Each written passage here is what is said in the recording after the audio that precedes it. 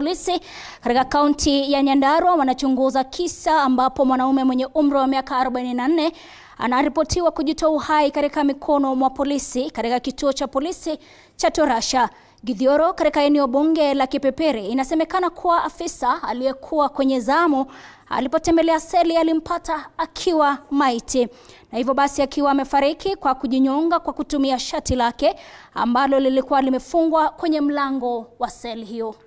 Simon Dhombe Kihanya alikamatwa katika klabu kwa kosa la kuwazuia maafisa wa polisi katika kutekeleza majukumu yao na kufikishwa katika kituo cha polisi cha Torasha.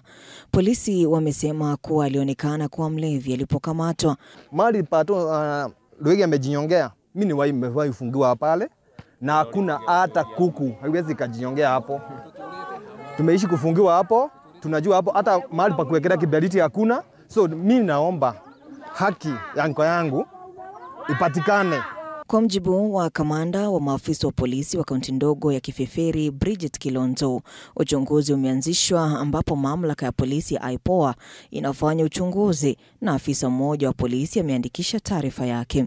Ikipatikana askari alicheza mchezo kidogo kwa huyo mwanaume, atashtakiwa. Si ni kweli? Kabisa atashtakiwa. Tukio hili limeibua ghadhabu miongoni mwa wakazi ambao wameandamana leo wakitaka maafisa wa polisi waliomkamata Simon wakamatwe na familia ya Simon kupata haki.